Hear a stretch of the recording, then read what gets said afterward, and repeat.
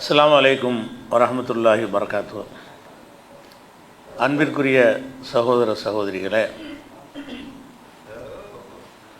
இஸ்லாத்தின் பார்வையில் உணவு, உடை, உறைவிடம் என்ற தொடர் நிகழ்ச்சியில் நேற்றைய தினம் விருந்து சம்பந்தமான சில செய்திகளை நம்ம பார்த்தோம்.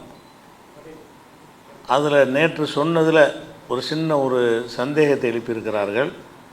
அதை மட்டும் சொல்லிவிட்டு நம்ம வரிசையாக தொடரலாம். என்ன சந்தேகம்னா, அக்கீக்கா கொடுப்பவர்கள் அந்த அக்கீக்காவுடைய இறைச்சி அவங்க சாப்பிடலாமா? குழந்தை பிறந்ததுக்காக வேண்டி 2 ஆடு 1 ஆடு அக்கீக்கா கொடுக்குறாங்க. இந்த அக்கீக்காவுடைய அந்த விருந்தை அந்த குழந்தையுடைய தகப்பனாரோ அந்த குடும்பத்தாரோ சாப்பிடலாமான்னு ஒரு கேள்வி கேட்குறாங்க. இதெல்லாம் ஒரு விருந்தில் உள்ளது, யார் வேணாலும் சாப்பிட்லாம். கல்யாண வெளிமா விருந்து சாப்பிட தானே செய்கிறோம். அது மாதிரி குழந்தை பிறந்ததுக்கான விருந்து தான். சாப்பிடக்கூடாதுங்கிற சொல்கிறதா இருந்தால் நேர்ச்சி செய்கிறாங்கல்ல, அதை மட்டும்தான் சாப்பிடக்கூடாது. நேர்ச்சைங்கிறது அல்லாவுக்குன்னு செஞ்சிடறோம். அல்லாவுக்குன்னு சொன்ன எல்லாமே ஏழைக்குன்னு உள்ளது. ஏழைக்குன்னு கொடுத்துட்டோம்னா நம்ம என்ன செய்யக்கூடாது, அதில் தொடக்கூடாது. நேர்ச்சையை தவிர குர்பானியாக இருந்தாலும் அக்கீக்காவாக இருந்தாலும் எல்லாமே நம்ம என்ன செய்யலாம், வலிமாவாக இருந்தாலும் அதை கொடுக்குறவங்கள சாப்பிட்லாம். அது கூடுதல் வரதுக்காக வேண்டி இப்போ தலைப்புக்கு போயிடலாம். இந்த வலிமா விருந்தை பொறுத்த வரைக்கும் நம்ம ஒரு நாள் வலிமா விருந்தை தான் நம்ம அறிஞ்சு வச்சுருக்கிறோம். வலிமானா ஒரு நாள் கொடுப்பாங்க, அப்படியே அறிஞ்சு வச்சுருக்கிறோம். 3 நாள் வலிமா கொடுக்குற சம்பந்தமான செய்திகளும் ஹதீஸுகளில் இருக்கிறது. அது கூடாது என்ற கருத்துலையும் ஹதீஸ் இருக்கிறது, 3 நாள் கொடுக்கலாங்கிற கருத்துலையும் ஹதீஸ் இருக்குது. அதனுடைய விவரத்தை தான் இன்றைக்கி பார்க்க போகிறோம். அதாவது ரசூல் ஸல்லல்லாஹு அலைஹி வஸல்லம் சொன்னதாக ஒரு ஹதீஸு இப்னு மஸ்ஊத் அறிவிக்கிறாங்க. தஆமு அவ்வல் யோமின் ஹக்குன், முதல் நாள் கொடுக்குற விருந்து உரிமையான விஷயம். தஆமு யோமி சானி, 2வது நாள் கொடுக்குறது சுன்னத்துன், அது ஒரு ஏற்கத்தக்க ஒரு வழிமுறை, நல்லது. தஆமு யோமி சாலிசி சுமாத்துன், 3வது நாள் கொடுக்குறது பெருமை கொடுக்குறது. அப்போ 2 நாள் கொடுக்கலாங்கிற கருத்தில் இந்த ஹதீஸ் இருக்குது. இந்த ஹதீஸ் என்ன செய்யுதுன்னா, முதல் நாள் கொடுக்குறது கம்பல்சரியாக கொடுக்க வேண்டியது, 2வது நாள் கொடுக்குறது நபி வழியில் தான் சேரும். 3வது நாள் கொடுத்தீங்கன்னா நீங்கள் பெருமையை கொடுக்குறீங்க. கல்யாண விருந்து வலிமா விருந்தை 3வது நாள் கொடுத்தீங்கன்னா அது பெருமைக்குன்னு சொல்லிவிட்டு யார் பெருமைக்கு செய்கிறாரோ அவரெல்லாம் என்ன செய்வான்னா அதை தண்டிப்பாங்கிற ஒரு கருத்துப்பட ஒரு ஹதீஸ் இருக்குது. இந்த ஹதீஸ் திருமதியில் இருக்கிறது. இந்த ஹதீஸை அறிவித்த திருமதி இமாம் அவர்களே இந்த ஹதீஸ் கீழே நோட் எழுதிடுறாங்க. என்ன எழுதுகிறாங்கன்னு கேட்டால், இந்த ஹதீஸ் ஜியாத் இப்னு அப்துல்லா என்பவர் வழியாக மட்டும்தான் அறிவிக்கப்பட்டிருக்கிறது. பல அறிவிப்பாளர் வழியாகலாம் அந்த செய்தி வரல. ஜியாத் பின் அப்துல்லா என்பவர் வழியாகத்தான் இந்த ஹதீஸ் வந்திருக்குது. ஜியாத் இப்னு அப்துல்லாஹி கசீருல் கராயிபி ஒல் மனாக்கிரே, இந்த ஜியாத் இப்னு அப்துல்லா என்பவர் புதுமையான செய்திகளை யாரும் சொல்லாது சொல்லக்கூடிய ஒரு ஆள், நிராகரிக்கப்பட செய்திகள்லாம் சொல்லக்கூடிய ஒரு ஆள்.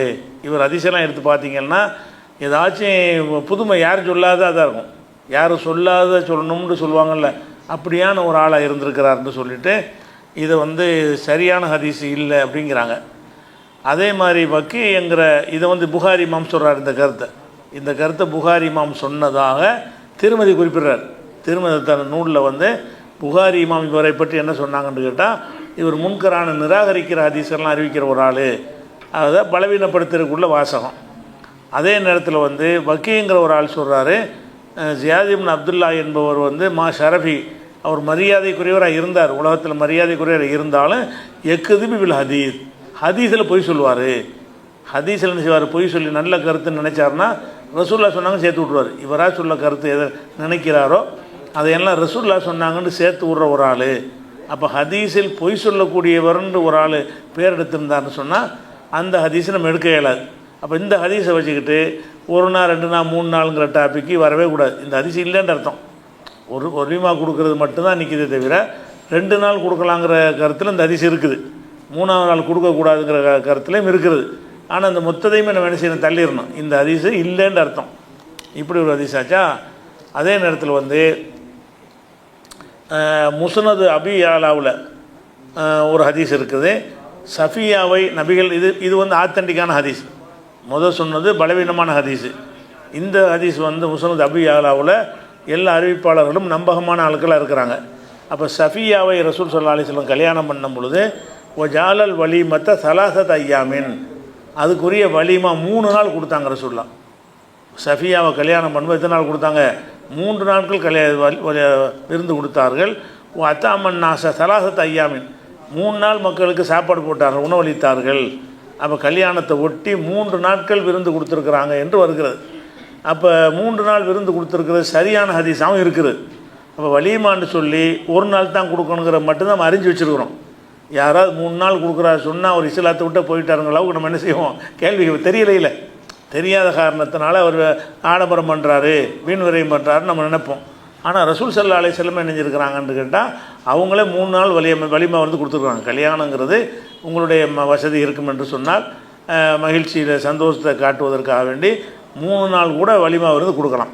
கல்யாண விருந்து எத்தனை நாளைக்கு கொடுக்கலாம்? 3 நாளைக்கு கொடுக்கலாம். அது வந்து முஸ்னத் அபூ யஅலாவில் இது ஆத்தன்டிக்கான ஒரு செய்தியாக வருகிறது. அதுக்கு அடுத்தது வந்து இந்த விருந்துக்கு ஒருத்தர் அழைக்கிறோம் இல்லையா, விருந்துக்கு அழைக்கிற விஷயத்தில் நம்ம தமிழக மக்கள் மத்தியில், அது முஸ்லீமாக இருந்தாலும் சரி முஸ்லீம் அல்லாத மக்களாக இருந்தாலும் சரி, ரொம்ப வந்து கௌரவம் பார்ப்பாங்க. நீங்கள் கல்யாண விருந்துக்கு ஒரு ஆளை கூப்பிட்டு விட்டேன்னு வைங்களேன், அவன் என்னை நேரம் கூப்பிட்டானா, அவன் வந்து என்னை கூப்பிட வேண்டியதானே, இது என்ன ஆளை விட்டு அனுப்புறது? மகனை விட்டு கூப்பிட்டா கூட சண்டைக்கு வருவாங்க. என் பையன் அனுப்புகிறான், அவன் வந்து என்னை வந்து என் பட்டியில் வரணும், இல்லாட்டி நான் படியை மிதிக்க மாட்டேன். இதெல்லாம் கௌரவமாக. கல்யாண விருந்து கூப்பிட்டாங்கன்னு சொன்னால் அது அவங்க யார் கொடுக்குறாரோ அவர் வந்து நேரம் என்ன செய்யணும், என்னைய அழைக்கணும். ஒரு ஊழியர் மூலமாக அழைச்சா பெரிய கண்டனத்துக்குரியது. அண்ணன் தம்பி அனுப்பிவிட்டா தப்பு, சின்ன பிள்ளைங்களை அனுப்பிவிட்டா தப்புங்கிற மாதிரி ஒரு பழக்கம் எல்லா சமுதாயத்திலையும் இருக்குது. அது ஒட்டிக்கிட்டு நம்மள்கிட்டே வந்துருச்சு. முஸ்லீம்கிட்ட என்ன செய்கிறாங்க, இதுக்காக வேண்டி சண்டையெல்லாம் போட்டுக்கிறாங்க. பல குடும்பங்களில் வந்து என்னை நேரம் கூப்பிடலை அப்படின்னு சொல்லிட்டு உறவே முறிச்சிடுவாங்க. விருந்துக்கும் போக மாட்டாங்க, உறவே முறிச்சிடுற ஒரு இதெல்லாம் பார்க்குறோம். ஆனால் கல்யாண விருந்துக்கு வந்து அந்த மாதிரி விஷயமே கிடையாது. பொதுவாக எந்த ஒரு விருந்தாக இருந்தாலும் சரி, ஒரு ஆளை விட்டு வாப்பா விருந்து கூப்பிட விட்டாங்கன்னு மகனை விட்டு கூப்பிட்டா வர வேண்டியதுதான். விருந்து அழைச்சிட்டான், அதை வந்து அப்படி எடுத்துக்கிற அவருடைய பர்மிஷனோட ஒருத்தர் வந்தார்னா அவர் வந்தால் தான் அர்த்தம். அதை இவராக வந்து கூப்பிட்டு மகனாக வந்து கூப்பிட்டா நீங்கள் ஏற்றுக்கிற வேணாம். மகன் என்ன செய்கிறாரு, வாப்பா குழுவா ஒரு இத்தனை வேலைகள் இருக்குது, விருந்து அழைக்கிறவங்களுமா 100 பேருக்கு அழைக்க வேண்டியிருக்கும், அவருக்கு டைம் இருக்காது. அதுக்கு என்ன செய்வார், நீங்கள் ஒரு 10 பேரை கூப்பிடுவாங்க, நீங்கள் ஒரு 10 பேரை கூப்பிடுங்கன்னு பொறுப்பு ஒப்படைச்சிருந்தாங்கன்னா அப்படி நம்ம அழைக்கலாமா? அது மாதிரி சில ஊர்கள் என்ன செய்வாங்கன்னா, அப்போ எங்கள் ஊரில் அப்படி பழக்கம் இருக்குது. என்னென்னு கேட்டால், இந்த கல்யாண பத்திரிக்கை கொடுக்குறதுக்குன்னே ஒரு தொழிலை சில பேர் செய்வாங்க. அவங்கள்ட்ட கொண்டு போய் கொடுத்துருவாங்க, நீங்கள் இப்போ நீங்களாம் பார்த்து கொடுத்துவாங்கன்னு. அது ஊருக்கு அந்த கல்யாணம் நடத்துகிறவர்கள் கொடுக்க மாட்டார். அழைப்பதில் கொடுக்கவே என்ன செய்வாங்க இருப்பாங்க. அவங்களுக்கு ஒரு தொகையை காசை கொடுத்துட்டோம்னா அவங்களா பார்த்து என்ன செய்வாங்க, 200 பேர் பார்த்து கொடுத்துருவாப்பான்னு சொல்லி யாராவது தெரிந்தவர்கள் 10-15 பேரை சொல்லுவாங்க. மீதியெல்லாம் நீனா பார்த்து கொடுத்துருவா, ஊரில் இருக்கிறாங்களா பார்த்து ஒரு 200 பேர் கொடுத்துட்டுவா, 300 பேர் கொடுத்துருவான்னு சொல்லி எவ்வளோ பத்திரிகை கொடுக்குறாங்களோ அதை கொண்டு போய் கொடுக்குற வழக்கம்லாம் கூட இருக்குது. அதை வந்து எங்கள் ஊர்லாம் ஏற்றுக்கிட்டாங்க. அது அவன் வர சொல்ல மாட்டேங்கிறாங்க. ஆனால் மக்கள்கிட்ட அது இருக்குது. கல்யாண விருந்தாக இருந்தாலும் சரி, வீடு குடி போகிறதா இருந்தாலும் சரி, எந்த ஒரு அழைப்பு கொடுக்குறதா இருந்தாலும் சரி, அந்த முதலாளியை அவரே வரணும், யார் உரியவரோ அவரே வரணும்னு நினைக்கிறாங்க. அப்படி நினைக்கக்கூடாது. அதுக்கு என்ன ஆதாரம்னு கேட்டால், ரசூல் ஸல்லல்லாஹு அலைஹி வஸல்லம் அவர்கள் ஒரு பெண்ணை திருமணம், எந்த பெண்ணு பேர் வரல, இது புகாரில் 5170 ஹதீஸில் இருக்கிறது. ஒரு மனைவியை கல்யாணம் பண்ணுற நேரத்தில் அனஸ் ரசூலுல்லாஹ் கூப்பிட்றாங்க. கூப்பிட்டு என்ன செய்கிறாங்கன்னா, நீ போய் அன்சாரிகளில் சில ஆட்கள்லாம் இருப்பாங்க, அவங்களெல்லாம் நான் கூப்பிட்டேன்னு விருந்து கூப்பிட்டுவான்னு சொல்லி அனுப்பி விட்றாங்க. அனஸ் தான் போய் கூப்பிட்றாரு. அந்த அன்சாரிகளை விருந்துக்கு யார் கூப்பிடல, ரசூலுல்லாஹ் கூப்பிடல. அப்போ ஃபர்சலனி, என்னை ரசூலுல்லாஹ் அனுப்பினார்கள். இப்போ தாவூத் ரிஜாலன் இல்லை தாமி, சாப்பிடுவதற்காக வேண்டி சில மக்களை நான் தான் அழைச்சேன். ரசூலுல்லாஹ் அழைக்கிறது அவங்க போய் அழைக்காமல் நான் தான் அழைச்சேங்கிறாங்க. அழைப்பை ஏற்று அன்சாரிகளும் வந்தாங்க. அன்சாரிகள் வந்து என்ன செஞ்சாங்க, ஜெயினபுடைய கல்யாணம், இந்த ஹதீஸில் பெண்ணுன்னு வந்தாலும் ஜெயினபுடைய கல்யாணத்துக்கு தான் அந்த மாதிரி ஒரு ஆட்டை எடுத்து விருந்து கொடுத்தாங்கலாம் வருதில்ல. அப்போ விருந்து அழைப்புக்கு வந்து ரசூல் ஸல்லல்லாஹு அலைஹி வஸல்லம் போய் யாரையுமே அழைக்கலை. விருந்து அழைக்க நம்ம வீட்டில் விருந்து இருக்குங்கிற மாதிரி அவங்க தான் சொல்கிறாங்க. அதே மாதிரி 300 பேர் அழைப்பாங்கன்னு நேற்று சொன்னோம்ல, அந்த ஹதீஸ்லேயும் ஆள் தான் விட்டு அனுப்புவாங்க. நீ போய் ஒரு இந்த குறிப்பிட்ட சில ஆள் பேரை குறிப்பிட்டு மீதி உள்ள யாரெல்லாம் பார்க்குறே கூட்டிகிட்டு வா அப்படிங்கிறாங்க. அதில் என்ன செய்யலை, ரசூலுல்லாஹ் அவங்க தானே விருந்து கொடுக்குறாங்க, அவங்க விருந்து கொடுத்து அவங்க தானே போய் அழைக்கணும் அப்படின்னு நம்ம நினைக்கிறோம்ல. அப்படி முஸ்லீம்கள் அப்படி நினைக்கக்கூடாது. யாராவது தெரிஞ்சாலும் ஒரு ஆளை விட்டு அனுப்பி, எத்தனை வேலைகள் இருக்கிற மனிதனுக்கு, நம்மளுக்கு இது கௌரவ விஷயம் கிடையாது. மார்க்கத்தில் ஒரு சுண்ணத்துங்கிறதுனால விருந்து கொடுக்குறாரு, அதை நம்ம ஏற்றுக்கணுங்கிற மனப்பக்குவம் எல்லாருக்கும் வரணும். அவங்க வந்து அழைச்சா தான் போவேங்கிற கௌரவம் வந்து மார்க்கம் அனுமதிக்காத கௌரவம், அது வரட்டு கௌரவம். அது இது புகாரில் 5170வது ஹதீஸில் இருக்கிறது. அதே மாதிரி வந்து அந்த 3 பேர் 300 பேர் அழைச்சாங்கன்ற ஹதீஸ் இருக்குல்ல, அது முஸ்லீமில் இருக்கிற சொல்லியாச்சு. அதில் என்ன செய்கிறாங்கன்னா அனஸ் தான் போய் அழைப்பார், அந்த ரசூல்லா போய் அழைக்க மாட்டாங்க. அப்போ விருந்து அழைப்புக்கு வந்து சம்மந்தப்பட்டவரே வரணும்னு சொல்லி இருக்க முடியாது. அதே மாதிரி என்ன செய்கிறாங்கன்னா ரசூல்லா மகள் ஃபாத்திமா ஒரு விருந்து தயார் பண்ணுறாங்க. ஃபாத்திமா விருந்தை தயார் பண்ணி அவங்களுக்குள்ளே தயார் பண்ணிகிட்டு இருக்கும்போது அப்போ வந்து திடீர்னு அவங்களுக்கு ஃபாத்திமாவுக்கு யோசனை வருது, நம்ம விருந்து நமக்குள்ளே சாப்பிட்றோமே, ரசூல்லாவையும் கூப்பிட்டா நல்லா இருக்குமே, பாப்பாவையும் கூப்பிடுவோமே அப்படின்னு சொல்லிட்டு அவங்க கருத்து சொன்ன உடனே சரின்னு சொல்லிட்டு என்ன செய்கிறாங்கன்னா சில ஆட்களை அனுப்பி ரசூல்லா கூப்பிட விட்றாங்க. பாப்பா வந்து மகள் கூப்பிட விட்றாங்க. நேராக போகலை, மருமம் அழியும் போகலை. உங்கள் மக வீட்டில் கல்யாணம் அவங்க சாப்பாடு வர சொன்னாங்கன்னு போய் யாரையும் விட்டு அனுப்பி விட்றாங்க. அந்த அழைப்பு ஏற்ற சொல்ல வர்றாங்க. ஆனால் வந்து அந்த திரைச்சியில் தொங்க விட்டுலாம் திரும்பி போயிடுவாங்க. அந்த கதை வேறு, திருமண விஷயம் வேறு. ஆனால் விருந்த அழைப்பை ஏற்று வந்திருக்காங்க ரசூல் ஸல்லல்லாஹு அலைஹி வஸல்லம். விருந்து அழைப்பு வந்து சம்மந்தப்பட்ட ஃபாத்திமா நாயகி போய் அழைக்கலை. அவங்க கணவர் இருக்கார்ல, அவரை வச்சு போய் ரசூல்லா போய் அழைச்சான்னா அழைக்கவும் இல்லை. யாரோ சிலரை அனுப்பிவிட்டு ரசூல்லா விருந்து அழைத்தார்கள்னு அருசலு இலைஹி, யாரையும் சில ஆட்களை அந்த அழைத்து வருவதற்கு அனுப்பினார்கள். உங்கள் மக வந்து விருந்துக்கு உங்களை வர சொன்னாங்கன்னு சொல்கிறாங்க. இப்படி இந்த காலத்தில் சொன்னால் என்ன ஆகும்? அந்த மருமகனோட பஞ்சாயத்து ஆயிரம் பிரச்சனையாகி போயிடும். ஆனால் ரசூல்லா என்ன செய்யலை, அவனை வர சொல்லணும்னு சொல்லிடுவாங்களா இல்லையா? அப்படி ரசூல்லா சொல்லலை. அவங்க விருந்துக்கு போகிறாங்க. அந்த வாசலில் சில மார்க்கத்துக்கு விரும்பாத விஷயம் தொங்க விட்டதுனால அந்த விருந்தில் கலந்துக்கிறாமல் திரும்பிடுவாங்க. அந்த பின்னாடி ஒரு அது சொல்லுவோம். இப்போ அது நல்ல பிரச்சனை. நமக்கு தேவையான டாபிக் என்னென்னு கேட்டால் ரசூல்லா கூப்பிடணும் வந்தாங்களா இல்லையா? நேராக கூப்பிட்டாங்க, ஃபாத்திமாவும் கூப்பிடல, அலியும் கூப்பிடல, வேறு யாராவது இப்போ கூப்பிட்டாங்க, அதை ஏற்றுக்கிட்டாங்கல்ல. விருந்து அழைப்பதற்கு நம்ம என்ன செய்யக்கூடாதுன்னா அந்த கௌரவம் பார்க்குறது வந்து அது தவறான ஒரு விஷயம். அடுத்ததாக என்னென்னு கேட்டால் அப்போ நம்ம சமூகத்தில் இப்போ வந்து யாராவது விருந்தாளி வந்துட்டாங்கன்னு சொன்னால் அதில் கல்யாண விருந்தே கொடுக்குறதா இருந்தோம்னு சொன்னால் அந்த விருந்தை வந்து அந்த குடும்பத்தை சேர்ந்த பெண்கள் பரிமாறுவது கிடையாது. ஆம்பளை தான் பரிமாறுவாங்க. விருந்து கல்யாண விருந்தெல்லாம் யார் பரிமாறுவா? ஆம்பளை தான் பரிமாறுவாங்க. பெண்கள் அங்கே இருந்துக்குருவாங்க. நீங்களும் விருந்தாளியாக நம்ம போனால் கூட என்ன செய்வாங்கன்னா அதிகமான வீடுகளில் அந்த சாப்பாடெலாம் எடுத்து வச்சுட்டு அப்புறமா ஒதுங்கிடுவாங்க. அப்புறம் சாப்பிட்ற இடத்துல நம்ம கூட்டிகிட்டு போவோம். நம்ம வச்சு எல்லாம் பரிமாற மாட்டாங்க. நீங்கள் ஒரு 10 பேர் ஒரு வீட்டுக்கு விருந்து அழைச்சாங்கன்னு சொன்னால் அது உட்கார வச்சு உங்களுக்கு சால்னா ஊற்றுறது, சோறத்து வைக்கிறது, நல்லா சாப்பிடுங்கன்னு சொல்கிறதெல்லாம் பெண்கள் சொல்கிறாங்களா? சொல்கிறது இல்லை. ஏன் சொல்கிறது இல்லைன்னு கேட்டால் இது மார்க்கத்தில் தப்புன்னு நினச்சிக்கிட்டு சொல்கிறது இல்லை. எதனால் சொல்கிறது இல்லைன்னு கேட்டால் பெண்கள் வந்து அந்நிய ஆண்களுக்கு பரிமாறுறது எப்படி அப்படின்னு நினைக்கிறாங்க. இப்போ ஒழுங்கான ஹிஜாபில் இருந்த ஆடையில் இருந்தாங்கன்னா பரிமாறுவதற்கு எந்த விதமான தடையும் கிடையாது. ஆனால் தவறுங்கிற மாதிரி நினச்சி கொண்டு இருக்கிறாங்க மக்கள்கிட்ட. அந்த விஷயத்துக்காக வேண்டிய ஒரு ஹதீஸ் சொல்வதாக இருந்தால் 5176 புகாரில் என்ன செய்கிறாங்கன்னு கேட்டால் அதாவது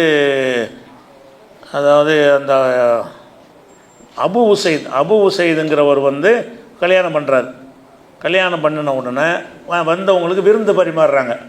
கல்யாணம் பண்ணாளுக்கு விருந்து யார் பரிமாறுறாங்கன்னு கேட்டால் இப்போ காணத்து இம்ராத்துஹு யௌமைதின் ஹாதிமஹும், இந்த புதுசாக கல்யாணம் பண்ணார்ல அவருடைய மனைவி தான் வந்தவங்க, புது பொண்ணு தான், அவங்க தான் விருந்தை பரிமாறுறாங்க வந்தவங்களுக்கு. விருந்தை வந்து கணவர் கல்யாணம் பண்ணிவிட்டு விருந்தை கூப்பிட்றாரு. ஒரு 10 பேர் 5 பேர் வந்திருப்பாங்க. அவங்களுக்கு சாப்பாடு எடுத்து வச்சு பரிமாறினது யார் என்று கேட்டால் இப்போ காணத்து இம்ராத்துஹு, இந்த கல்யாணம் பண்ணார்ல அபு உசைதுங்கிற ஆள், அவருடைய மனைவி தான் யௌமைதின் ஹாதிமஹும் ஒஹியல் அருசாவை தான். அதான் மணப்பெண்ணும் கூட அதிசயில் வருது. அதான் மணப்பெண்ணாக இருந்தும் கூட அவங்க என்ன செஞ்சாங்கன்னு கேட்டால் வந்த விருந்தாளிகள்லாம் சாப்பாடெலாம் எடுத்து வச்சு விருந்தாளிங்கிறது சொந்தம் கிடையாது, பந்தம் கிடையாது, யாரையோ வந்திருப்பாங்க. அவங்களுக்கு அந்த மணப்பெண்ணை நெஞ்சிருக்கிறாங்கன்னா பரிமாறினாங்க என்ற ஒரு செய்தி புகாரில் 5176 வருகிறது. அதே மாதிரி ஏற்கனவே ஒரு ஹதீஸ் உங்களுக்கு சொல்லியிருக்கிறோம். ஒரு விருந்தாளி வருவார், அவர் வந்து ரசூலுல்லாஹ்ட்ட ஒன்றும் இருக்காது, யாராவது விருந்தாளிக்கு அழைச்சிட்டு போங்கன்னு சொல்லுவாங்க. வீட்டுக்கு கூப்பிட்டு போனால் குழந்தைகளுக்குள்ள சாப்பாடு தான் இருக்குது, நமக்கே சாப்பாடு இல்லைன்னு அவங்க சொல்லுவாங்க. அப்போ என்ன செய்வாங்கன்னா இந்த அம்மா தான் பரிமாறுறதுக்கு அந்த இருட்டாக இருக்கிறதுனால விளக்கு அணைச்சி விட்ருவாங்க. அணைச்சி விட்டு சாப்பிட்ற மாதிரி நடிப்பாங்க. ஆனால் பரிமாறுறதெல்லாம் யார் பரிமாறுவா? அந்த மனைவி தான் பரிமாறுவாங்க. மனைவி சாப்பாடெலாம் எடுத்து வச்சு சாப்பிட ஆரம்பிக்கும் போது விளக்கு அணைச்சி விட்ருவாங்க. விளக்கு அணைச்சி விட்டோன்னு நினச்சிவாங்கன்னா அவர் எல்லாம் சாப்பிட்ற மாதிரி நடிச்சுக்கிட்டு இருந்தாங்க, கூட உட்காந்து நடிச்சுக்கிட்டு இருந்துருக்குறாங்க. அப்போ இதை உங்களை பாராட்டி எல்லாம் ஒரு வசனமே அருளுகிறான். அப்போ இந்த பெண்ணு தான் பரிமாறி இருக்கிறாங்க. அவங்க அந்த விருந்தை பரிமாறினா யார்? அப்போ பெண்கள் வந்து வரக்கூடிய ஆண்களுக்கு வந்து பரிமாறுவதெல்லாம் மார்க்கத்தில் தப்பு கிடையாது. விருந்துக்கு வந்துட்டாங்கன்னு சொன்னால் ஆண்கள் தான் பரிமாறணும்னு கிடையாது. சொந்த பந்தம் இல்லாமல் அந்நிய ஆண்கள் கூட வருவாங்க. அவங்க கை முகம் மட்டும் தெரிகிற வகையில் ஆடை அணிந்திருந்தார்கள்னு சொன்னால் அவங்களே எடுத்து நல்லா சாப்பிடுங்கன்னு சொல்லலாம், எடுத்து வைக்கலாம். இதுகளெல்லாம் வந்து உறுத்தல் இல்லாமல் செய்யலாம். மார்க்கத்தில் எந்த ஒரு இதுவும் ஒரு அல்லாஹ் குற்றம் பிடிப்பானோன்னு பார்க்க வேண்டியதில்லை. ரசூலுல்லாஹ் காலத்தில் இருந்த ஒரு நடைமுறையாக இருக்கிறது. இது ஒரு விஷயம் இருக்குது. அடுத்ததாக அறிந்து கொள்கிற விஷயம் என்னென்னு கேட்டால், இந்த வலிமாவுக்கு நம்மளை அழைக்கிறாங்கன்னா அந்த அழைப்பை ஏற்றுக்கிறணும். அதாவது அந்த சபையில் மார்க்க முரணானது இருந்தால் கலந்துக்கிறக்கூடாதுங்கிறது தனி. அதை இன்னொரு தலைப்பில் பின்னாடி அதை சொல்லுவோம். ஒழுங்கான விருந்தாக இருக்கும் என்று சொன்னால் அந்த விருந்தை ஏற்றுக்கொள்வது வந்து கட்டாய கடமையில் வந்துடும். எந்தளவு கடமை என்று கேட்டால் ரசூல் ஸல்லல்லாஹு அலைஹி வஸல்லம் சொல்கிறாங்க, இது புகாரில் 5173வது ஹதீஸில் இருக்கிறது. இதா துஇ அஹதுக்கும் இலல் வலிமத்தி ஃபல்யத்திஹா, உங்களில் யாராவது வலிமாவுக்கு அழைக்கப்பட்டால் உடனே செல்லட்டும்.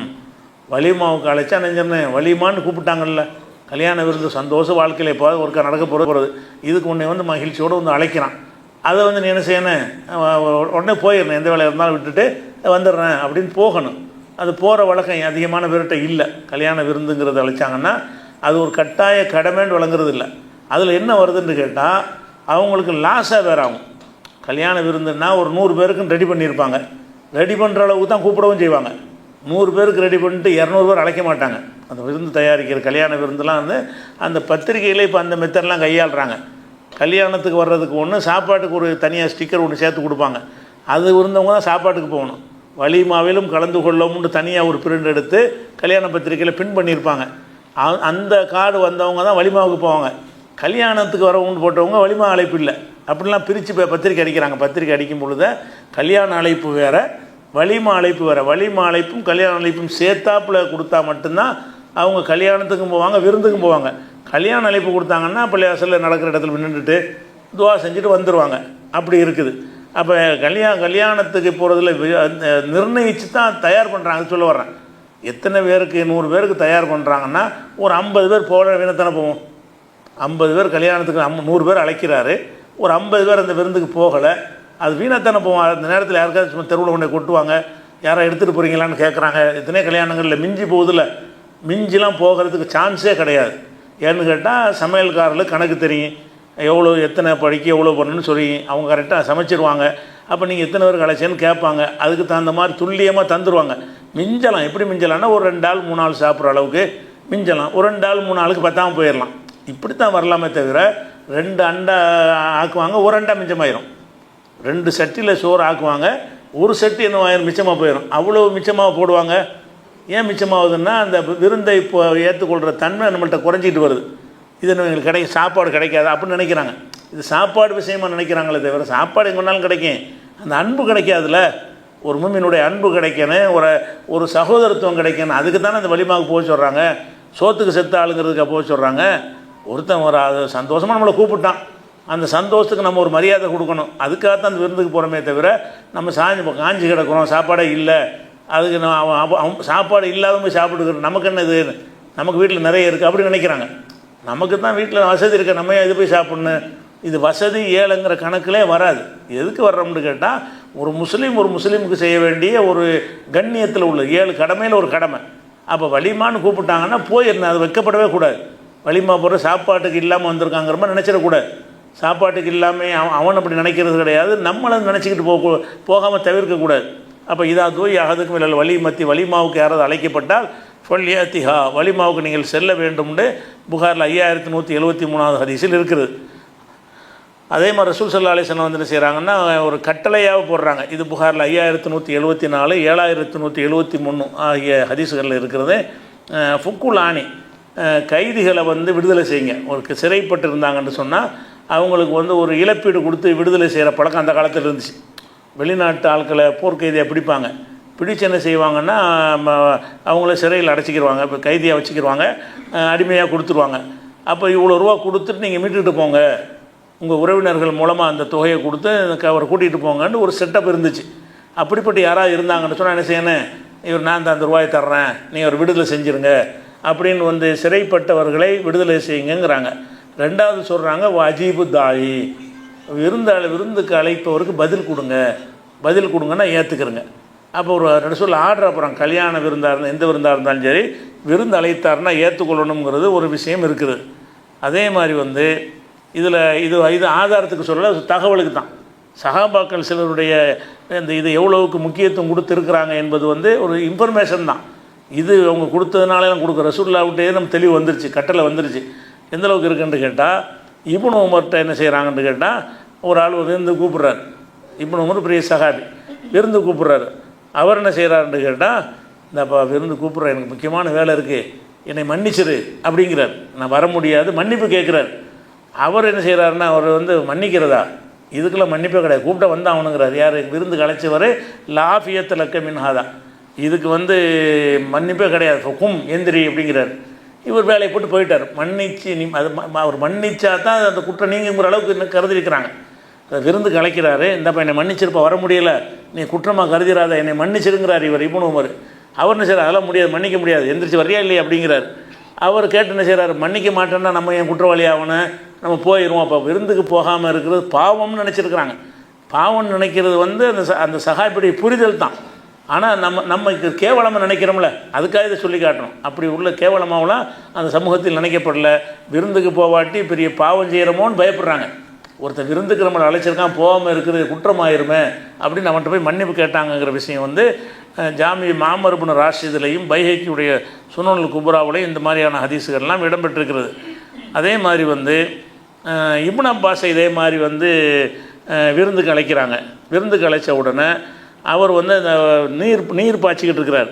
அந்த கிணத்துலேருந்து தண்ணி பாய்ச்சுவாங்கல்ல தோப்புக்கு, அந்த மாதிரி நீர் பாய்ச்சிக்கிட்டு இருக்கிறார். அப்போ விருந்து கலைச்சோன்னு செய்கிறாரு, விருந்து கலைச்சி வந்துட்டாங்க. ஊழியர்கள்லாம் சொல்கிறாரு, எல்லோரும் போங்க, விருந்துக்கு போங்க, அப்படி எனக்கு கொஞ்சம் வேலை இருக்குது, நான் மட்டும் வரல, நீங்கள் எல்லாம் போயிட்டு வாங்கன்னு அனுப்பி வைக்கிறார். அப்போ வந்து நீ சொல்லி என்ன செய்கிறாருன்னா, நீ போய் அவர்கிட்ட சொல்லிவிடு, நான் புறக்கணிக்க நினச்சிட போகிறாரு, முக்கியமான எனக்கு ஒரு அலுவல் இருக்குது, அதனால தான் எனக்கு வர முடியலை அப்படின்னு சொல்லி விருந்து கொடுப்பார்ல, அவருக்கு நீங்கள் சொல்லிவிடுங்கள்னு இந்த ஊழியர்கள்ட்ட சொல்லி அனுப்புகிறார். அந்த விருந்துக்கு போகலை என்பதற்கு ஒரு ரிக்வெஸ்ட்டு கேட்கணும், அவங்கள வந்து இந்த விளக்கம் சொல்லணும். ஒரு சங்கத்தில் ஒரு நிர்வாகத்தில் ஒரு அழைப்பு கொடுத்தா போகாட்டி நீங்கள் கடிதத்தில் விளக்கம் சொல்கிறீங்கல்ல, இந்த காரணத்தினால் நான் கலந்து கொள்ளவில்லைன்னு, அந்த மாதிரி சொல்ல வேண்டிய ஒரு விஷயம் அப்படி கருதி இருக்கிறாங்க. நம்ம ஒரு விருந்துக்கு இப்போ கல்யாண விருந்துன்னு அழைச்சிட்டாருன்னா போகலைன்னு சொன்னால், இல்லைங்க நான் இந்த காரணத்தினால் வரல, வெறுத்துலாம் நிற்கலை, அன்றைக்கி முக்கியமான ஜோலியாக போச்சு அப்படின்னு விளக்கம் கொடுக்குற அளவுக்கு தான் சஹாபாக்களுடைய நடவடிக்கை இருந்ததாக அதே பைஹக்கியிலையும் ஜாமி மாமர் இப்னு ராஷிதிலையும் இருக்கிறது. இது வந்து ஆதாரம் கிடையாது, ஆனால் அந்த ஹதீஸில் இந்த அடங்கி இருக்குது. விருந்து அழைக்கணும், கண்டிப்பாக விருந்தை ஏற்றுக்கொள்ளணும்னு ரசூலுல்லாஹ் சொல்கிறாங்கல்ல, அதில் அடங்கின விஷயமா இருக்குது. அது ஹதீஸுக்கு உட்பட்ட ஒரு விஷயமா இருக்குது, அதை விளங்கிக்கிறேன். அதுக்கடுத்து இந்த விருந்தை ஏற்றுக்கொள்ளணுங்கிறது வலிமாவுக்கு மட்டுமா, வேறு விருந்துக்குமா? வலிமா இலிமாலாம் ஒன்றும் இல்லை, சும்மா நம்ம வீட்டில் விருந்து ஏற்பாடு பண்ணியிருக்கோம், வாங்கன்னு உங்களை கூப்பிட்றாங்க, அது ஏற்றுக்கிட்டு ஆகணுமா, கண்டிப்பாக ஏற்றுக்கிறணுமான்னா, இப்போ வலிமா தான் நம்ம பார்த்தோம். வலிமாவை அழைத்தால் போகணும்னு தான் நான் வாசித்த ஹதீஸில் இருக்குது. அந்த ஹதீஸ் பிரகாரம் வலிமா மட்டும்தான். ஆனால் முஸ்லீமில் ஒரு ஹதீஸ் இருக்குது, வலிமாவுக்கு மட்டும் இல்லை, எல்லா விருந்துக்கும்ட்டாங்க ரசூல் ஸல்லல்லாஹு அலைஹி வஸல்லம். விருந்துன்னு ஒன்று வீட்டில் ஒரு 5 பேருக்கு விருந்து ஏற்பாடு பண்ணியிருக்காங்க, வாங்க சாப்பிடுங்கிறாங்க, கடமை கண்டிப்பாக நீங்கள் போகணும். மார்க்கத்துக்கு முரணான விஷயங்களுக்கு தவிர்க்கிற வேறு விஷயம்.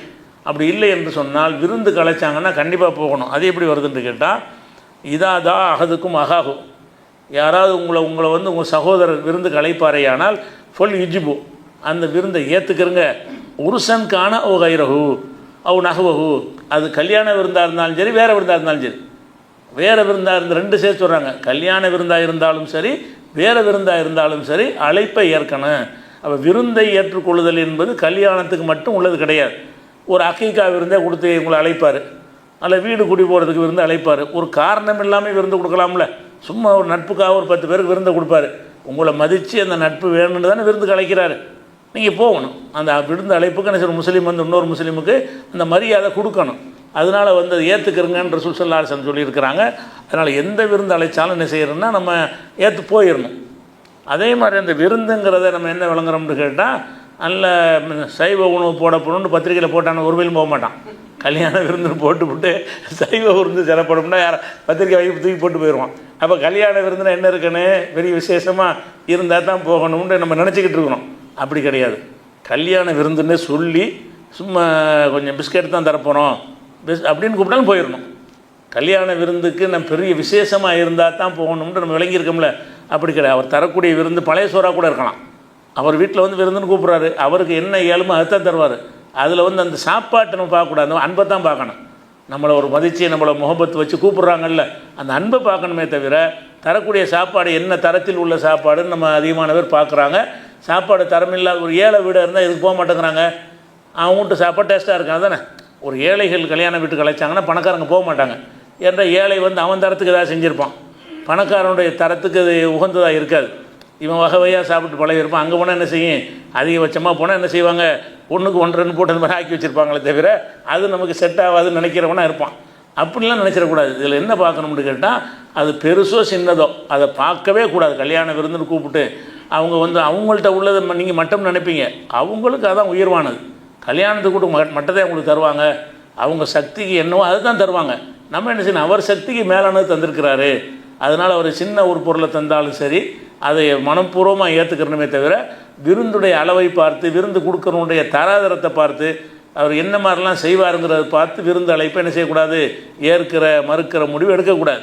அது எப்படி வருதுன்னு கேட்டால், ரசூலுல்லாஹ் சொல்கிறாங்க, என்னை வந்து விருந்துக்கு அழைக்கிறீங்க, இது ஏற்கனவே இந்த அதிசயம் சொல்லியிருக்கிறேன். விருந்துக்கு அழைக்கும் பொழுது அந்த தொடைப்பகுதியில், தொடைப்பகுதி, ஆட்டுடைய தொடைப்பகுதி சந்தும்பாங்க, தொடைப்பகுதி அதுதான் உங்களுக்கு ஆட்டிலே டேஸ்டான பகுதி. மற்ற எல்லா பகுதியும் விட இந்த தொடைப்பகுதி இறைச்சி தான் என்ன செய்கிறது, சாப்பிட ருசியாக இருக்கும், அதுதான் மதிப்பு மிக்கதாக கருதுவாங்க. ரசூலுல்லாஹ்வுக்கு அது பிடிச்ச மாதிரி உணவு. அப்போ ரசூலுல்லாஹ் சொல்கிறாங்க, என்னை நீங்கள் விருந்துக்கு அழைக்கிறீங்க, இந்த ஆட்டு தொடை இறைச்சி இருக்குது வாங்கன்னு சொல்லி கூப்பிட்டா நான் வருவேன். அந்த ஆட்டுடைய காலுடைய குழம்பு இருக்கும்ல, காலுடைய குழம்புனா மிதிக்கிறதுக்கு உள்ள பாட்டு, அதை போட்டு ஒரு சூப் மாதிரி வச்சுருக்கிறீங்க, அது உள்ளதில் மட்டம். காலு சூப்புனாலும் பரவாயில்லை, காலுக்கு கீழே உள்ளது வெட்டி போடுவோம்ல, இப்படி 2 பார்ட்டாக இருக்கும்ல, அதை போட்டு சூப் வச்சுருக்கீங்க, அதுக்கு கூப்பிட்டாலும் நான் வருவேன், இது கூப்பிட்டாலும் வருவேன். என்னை நீங்கள் விருந்து அழைப்பதாக இருந்தால் ஆட்டினுடைய உயர்தரமான பகுதியை விருந்து தருவதாக சொல்லி அழைத்தாலும் நான் வருவேன். அதில் உள்ளதில் மட்டம் என்று கழிவுன்னு நீங்கள் ஒதுக்கியிருக்கிறீங்கல்ல, அதை தான் தர முடியுமான ஆட்களாக இருப்பாங்க. சில ஆளுக்கு வசதி இல்லாமல் இருப்பாங்க, அது போய் கம்மியான காசுக்கு வாங்கிட்டு வந்து கூட தயவு செய்வாங்க. அதை நீங்கள் என்னை அழைத்தாலும் அதை நான் ஏற்றுக்கிறேன் அப்படின்னு சொன்னால் என்ன அர்த்தம்னா, நம்மளும் ஏற்றுக்குன்னு அர்த்தம். எதுக்கு சொல்கிறாங்கன்னு கேட்டால், என்னை இப்படி அழைப்பார்களே ஆனால் அந்த இப்போ நம்ம பாஷையில் சொல்கிறாருன்னா, பழைய சோறுண்டாலும் வருவேன், பிரியாணினாலும் வருவேன் அப்படிங்கிற மாதிரி உள்ளது. பழைய சோறு தான் விருந்துன்னு கூப்பிட்டாலும் நான் வருவேன், பிரியாணின்னு கூப்பிட்டாலும் நான் வருவேன்டா எப்படி இருக்குது, அந்த மாதிரி வாசகம் தான் இது. எனக்கு வந்து திராங்கிற வார்த்தை வந்து அந்த சதை தொடப்பகுதியை கூப்பிட்டாலும் நான் வந்து வருவேன். குரான்னு சொன்னால் அந்த காலுடைய அடியில் உள்ள அந்த பகுதி, அதை விருந்துன்னு சொல்லி அழைச்சாலும் நான் வந்து வருவேன்னு சொல்கிறாங்க ரசூல் ஸல்லல்லாஹு அலைஹி வஸல்லம். இது புகாரில் 2568வது ஹதீஸ்லையும் 5178வது ஹதீஸ்லையும் இருக்கிறது. இதெல்லாம் வந்து விருந்தில் வந்து தரதரம் பார்க்கக்கூடாது. அவனுடைய தகுதிக்கு தகுந்த மாதிரி தான் விருந்து கொடுப்பான். எவன் விருந்து கொடுத்தாலும் அவனுடைய கெப்பாசிட்டி என்னவோ அதுக்கு தகுந்த மாதிரி கொடுப்பான். அது வந்து மனம் கோணாமல் என்ன செய்யணும், அதை சாப்பிட்டு குறை சொல்லாமல் வந்துடணும். அது ஒரு விஷயத்தை பார்த்துக்கணும். அடுத்ததாக வந்து, அதாவது ஒரே ஒரு ஆளுக்கு வந்து விதிவில் கொடுக்குறாங்க. விருந்து கூப்பிடும்போது நீங்கள் நோன்பு வச்சுருக்கிறீங்க, அது வந்து கடமையான நோன்பாக இருக்கலாம், நஃபிலான நோன்பு முறிக்கலாம், ஆனால் முறிக்கிறது கட்டாயம் கிடையாது. நீங்கள் நோம்பாளியாக இருக்கும்போது என்ன செய்கிறார், ஒருத்தர் வந்து விருந்து கலைக்கிறார். நோம்பாளியாக இல்லாட்டி போயிருங்க, கண்டிப்பாக போயிருங்க. நோம்பாளியாக இருந்தாங்கன்னா நான் நோம்பாளியாக இருக்கிறேன், அது ரிக்வஸ்ட் காரணத்தை விளக்கணும். அவனுக்கு விருந்து அழைப்பணி ஏற்கலைன்னு சொன்னால் அவர்கிட்ட தெளிவுபடுத்திடுங்க. நோம்பாளியாக இருந்தால் நான் துவா செய்கிறேன், நல்லபடியாக நடத்துங்க, நான் துவா செய்கிறேன்னு சொல்லணும். நோம்பாளியாக இல்லாமல் இருந்தோம்னா சாப்பாட்டுக்கு போயிடணும். எப்படி சொல்கிறாங்கன்னா, இதா துய் அகதுக்கும், உங்களில் யாராவது விருந்துக்கு அழைக்கப்பட்டால் ஃபொல் யுஜிபு, அவர் வந்து அதை ஏற்றுக்கொள்ளட்டும். இப்போ இன்கான சாயிமன் ஃபொல் யுசல்லி, நோம்பாளியாக இருந்தால் அவருக்காக துவா செய்யட்டும். எனக்கு வர முடியலை, நான் துவா செய்கிறேன், இந்த கல்யாணம் நான் நோம்பாளியாக இருக்கணும், சாப்பிட முடியாதுல்ல, அதனால் நோம்பாளினால தான் வரலப்பா, நான் உனக்காக துவா செய்கிறேன்னு சொல்லணும். ஓ இன்கான முஃப்திரன், நோன்பு இல்லாமல் இருந்தாரே ஆனால் ஃபுல் ஏத்தாம், போய் சாப்பிடட்டும். அப்போ இந்த நோன்புங்கிற ஒரு காரணத்துக்காக விருந்தை தவிர்க்கலாம்.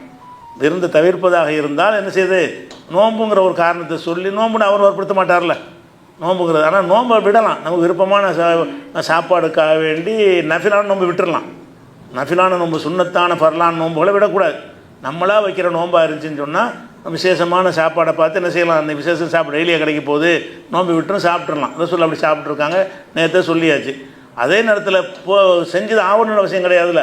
நோம்பாளியாக இருக்கிறாரு, நோன்பை விட்டுட்டு கூட போகலாம். அவர் நஃபிலான நோன்பு வச்சுருக்கும் போது விருந்து கலைக்கிறாங்களா, நஃபிலான நோன்பு தானே ரசூலுல்லாஹ் விட்டுருக்குறாங்கல்ல அப்படின்னு விருந்து கூட போகலாம். அல்லது என்ன செய்யலான்னா, எனக்கு வரலைங்க, நான் நோம்பாளியாக இருக்கிறேன், நம்மளை விட்டுருங்க, அதனால தான் வரல, வேறு வருத்தப்பட்டுக்கிறாருன்னு சொல்லி அதை வந்து தவிர்த்து விட்டுன்னு அது ஒரு விஷயம். அடுத்ததாக என்ன செய்யணும்னு கேட்டால், ஒரு விருந்துக்குண்டு வரும்பொழுது என்ன ஆகுன்னு கேட்டால், நிறைய பேரை கூப்பிட்ருப்பாங்க. இப்போ தான் கல்யாண மண்டபம் அப்படி இப்படிலாம் வந்துருச்சு. அந்த காலத்தில் இந்த வீட்டிலேயே தான் என்ன செய்வாங்கன்னா விருந்து கொடுப்பாங்க. சாப்பிட்டோன்னு அடுத்தவங்க வருவாங்க, அவங்க ஒன்று அவங்க வருவாங்க. ஒரு 10 பந்தி 20 பந்திலாம் நடக்கும். ஒரு வீட்டில் என்ன செய்யணும்னு கேட்டால் 12 மணிக்கு ஒரு 10 பேர் சாப்பிடுவாங்க. அவங்க போனோம்னா அடுத்த பந்தி வருவாங்க, அடுத்த பந்தி வருவாங்க. அப்போ கல்யாண வீடு இந்த விருந்துக்குன்னு நம்ம போயிட்டோம்னு சொன்னால் எந்த வீட்டுக்கு விருந்துக்கு போனாலும் சாப்பிட்டோன்னு மின்னல் வேகத்தில் பறந்துடணும். ஏன்னு கேட்டால் அது இப்போ அடுத்த ஆட்களுக்கு கொடுக்குறதுக்கு அவங்க வெயிட் பண்ணிகிட்டு இருப்பாங்க. இவங்களுக்கு சங்கடமாக இருக்கும், அவங்களுக்கு சங்கடமாக இருக்கும். விருந்து கொடுக்குறவங்களுக்கு என்ன உட்காந்து எந்திரிக்க மாட்டேங்கிறாங்க. விருந்துக்கு சந்தோஷமாக கூப்பிட்டுவிட்டு எப்படா எந்திரிப்பாங்கிறவங்களுக்கு நம்ம இருக்கலாமா? அப்படி இருக்கக்கூடாது. அப்போ அடுத்தடுத்து காத்துட்டு இருப்பாங்கள்ல வெயிட்டிங்கில், விருந்துக்காக வேண்டி அடுத்து நம்ம போய் சாப்பிடணும்னு வெயிட் பண்ணி அவங்களுக்கு சங்கடப்படுவாங்க. என்னடா இங்கே பசிக்கிறது நின்றுருக்கோம், என் பாட்டு உட்காந்து பேசிகிட்டு இருக்கான்னு நினைப்பாங்க. அதனால் பேசுகிறனா வேறு நேரத்தில் பேசிக்கிறங்க. அரட்டடித்து பேச ஆசை இருந்துச்சுன்னா விருந்துலாம் முடிஞ்ச பிறகு சாதாரணமாக செஞ்சு பேசிகிட்டு இருங்க. போய் கல்யாண விருந்துன்னு ஒரு விருந்துங்கிற ஒரு ஃபங்க்ஷன், அது சில சுமை அவங்களுக்கு இருக்கும். நீங்கள் அங்கே வந்து வேறு வேறு பணிகள்லாம் அவங்க செய்ய வேண்டியிருக்கும். அவங்கள்ட்ட போய் பேசிகிட்டு இருக்கிறதுனால அவனுக்கு காசு கொடுக்கணும், இவன் சம்பளம் கொடுக்கணும், எவ்வளோ வேலைகள் வச்சுருப்பாங்க, தலைக்கு மேலே கிடக்கும்.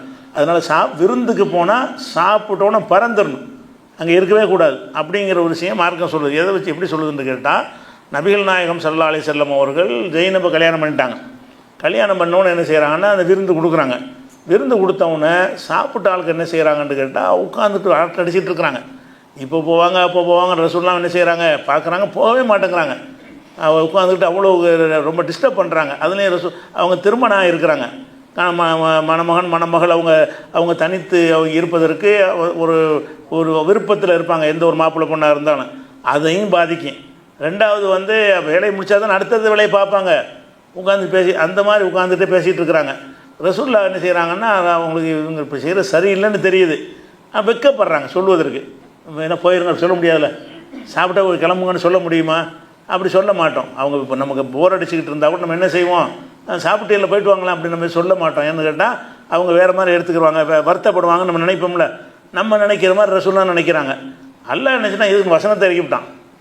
இவர் வைக்கப்படுவார், நான் வைக்கப்பட மாட்டேங்கிறான்ல. அல்லாஹ்வுடைய ரசூல் உங்கள்கிட்ட வைக்கப்படுவார், சத்தியத்தை சொல்லுவார், நான் வைக்கப்பட மாட்டேன். அது எப்படி வருதுன்னு கேட்டால் 33வது சூறாவில் 53வது வசனம், உலாக்கின் இதா துழைத்தும், நீங்கள் விருந்துக்கு அழைக்கப்பட்டால், நபியுடைய வீட்டில் விருந்துக்கு அழைக்கப்பட்டால், ஃபதுகுலு போங்கள், உள்ள நுழைந்து சாப்பிடுங்கள். ஃபைதா தாய்த்தும், சாப்பிட்டு முடித்து விட்டால், ஃபன்தஷிரு, விரைந்து வெளியேறுங்கள். சாப்பிட்டா என்ன செய்யணும், வரவன் போயிட்டு இருக்கணும். பேசிகிட்டு இருக்க ஆசையாக இருக்கும், ரொம்ப நாளைக்கு பிறகு சந்திப்பீங்க, அந்த குசலம்னு அப்போ விசாரிக்கக்கூடாது. போய்ட்டு கொஞ்சம் நேரம் கழிச்சிட்டு வந்து ஃப்ரீயாக இருக்கிற நேரத்தை பார்த்து விசாரிச்சிக்கிற வேண்டியதான். சாப்பிட்டா என்ன செய்யணும்னா வேகமாக போய்விட வேண்டும். ஒலா முஸ்தன் சீனலி ஹதீஸின், ரசூல்லாவோட பேசிக்கிட்டு இருப்பதில் லைத்து போய் இருந்துடாதீங்க. ரசூல்லாவோட பேசுறதுக்கு வாய்ப்பு கிடைச்சிருக்கு இந்த கல்யாணத்தை வச்சு அப்படி நினச்சிக்கிட்டு நீங்கள் ரசூல்லாவோட பேசிகிட்டு இருக்காதீங்க. அது வந்து அவங்க என்ன கேட்டால் ஃபைன்னதாலிக்கும் யூதின் நபிய, இது ரசூல்லாவுக்கு இவர் மனவேதனை ஏற்படுத்தும். என்னடா வந்து போட்டு போக மாட்டேங்கிறாங்க அப்படின்னு நினைப்பாங்க ரசூல்லா. ஃபையஸ்தஹீம் மின்கும், உங்கள்கிட்ட அதை கூறுவதற்கு வெட்கப்படுவார், ரசூல் வெட்கப்படுவார். வல்லாஹு லா யஸ்தஹீ மினல் ஹக்கி, அல்லாஹ் வந்து சத்தியத்தை சொல்ல வெட்கப்பட மாட்டான். நான் இப்போ சொல்கிறேன் வெளியே இருங்கிறாங்களாம், அவர் சொல்ல மாட்டார், நான் சொல்கிறேங்கிற அல்ல. அவர் ரசூல்லா வந்து ஒரு நீங்கள் சங்கடப்படுவீங்கன்னு நினச்சிக்கிட்டு சொல்லாமல் இருப்பாங்களே தவிர, உங்கள்கிட்ட பேசுகிறத வச்சுக்கிட்டு உங்கள்கிட்ட விரும்பி பேசுகிறான்னு நினச்சிக்கிட்டு இருக்கிறீங்க. அந்த மாதிரி கல்யாண விருந்துலாம் யார் விரும்பிலாம் பேச மாட்டாங்க, ஒரு ஃபங்க்ஷனில் பேச மாட்டாங்க. ஒரு ஃபங்க்ஷனில் அந்த ஃபங்க்ஷனில் தான் குறியாக இருப்பாங்களே தவிர, அந்த ஃபங்க்ஷனில் யாராவது பேசிக்கிட்டு இருந்தாங்கன்னா ஏன் நம்ம எவ்வளோ வேலை இருக்குது, அடுத்தடுத்து காரியங்கள்லாம் இருக்குது, இந்த நேரத்தில் எதுக்கு போட்டு அறுத்துக்கிட்டு இருக்காங்கன்னு தான் நினைப்பாங்க எல்லாரும். ஆனால் சொல்ல மாட்டாங்க. அதை வந்து இப்போ அல்லாஹ் நமக்கு சொல்லி தந்துட்டான். அப்போ நம்ம அந்த வீட்டுக்காரர் சொல்லாட்டா கூட அந்த குரான் வசனத்தை வச்சு என்ன செய்யணும், நம்ம அதை ஃபாலோ பண்ணிக்கணும். எந்த விருந்துக்கு போனாலும் சரி, விருந்துங்கிறது அது ஒரு நிகழ்ச்சி, அது அது சுமை. அது அந்த பணிகளை அவங்க செஞ்சு முடிக்கிற வரைக்கும் நான் உங்களுக்கு தலையிலேருந்து என்ன செய்யும் சுமையை தூக்கி வச்சுக்கிட்டு இருக்கிற மாதிரியே ஃபீல் பண்ணிகிட்டு இருப்பாங்க. அந்த நேரத்தில் நம்ம கொடுக்குற காது கொடுத்தெல்லாம் வாங்க மாட்டாங்க, எந்த செய்தியும் வாங்க மாட்டாங்க. நீ பேசுகிறங்கிறதுக்கான சில இதில் ஆட்டிக்கிடுவாங்க, கேட்குறான் எப்படி ஆட்டிக்கிடுவாங்களே தவிர மனசு வர என்ன இருக்கும், எப்படா தொலைவான் இருக்கும். அன்பாக கூப்பிட்டு எப்படா தொலைவாண்டாக்குறது நல்லதா? சாப்பிட்றதுக்கு அன்பாக கூப்பிட்டாங்க, சாப்பிட்டு முடிச்சோன்னு நினைக்கிறாங்க எப்போ போவான்னு நினைக்கிறாங்க. அப்படி நம்ம நடக்கக்கூடாது. வெளியேறணும்.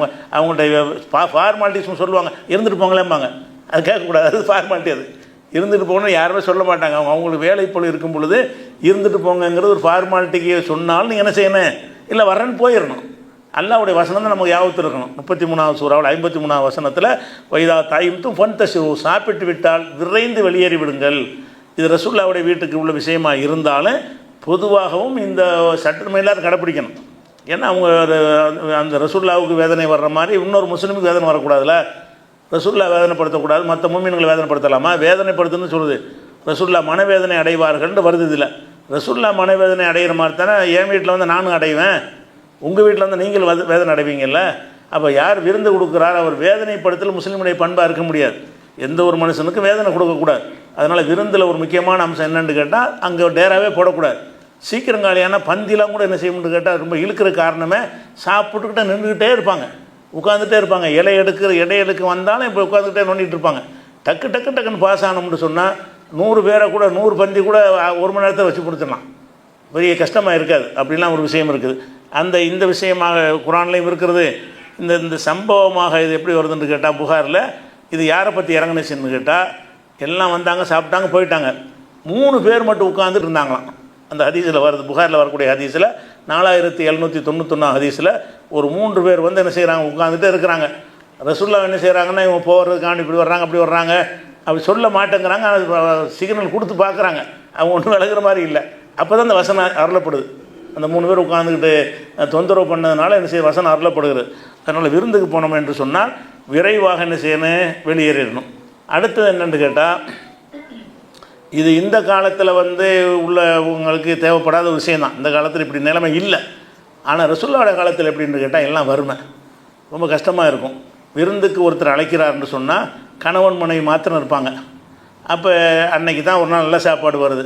கணவன் மட்டும் போய் சாப்பிட்டு மனைவிக்கு விட்டு அவங்க சங்கடப்படுவாங்கல்ல, என்னை மட்டும் விருந்து கூட நான் சாப்பிட்டு வந்துட்டேன், என் மனைவி வந்து என்ன செய்கிறாங்க அவங்களும் 3 நாளாக சாப்பிடலன்னு எனக்கு தெரியுது. அப்படி தான் அந்த சமுதாயம் இருந்தது. தண்ணியை குடிச்சிட்டு இருந்தாங்க, எந்த சாப்பாடும் இல்லாமல் இருந்தாங்கன்னு.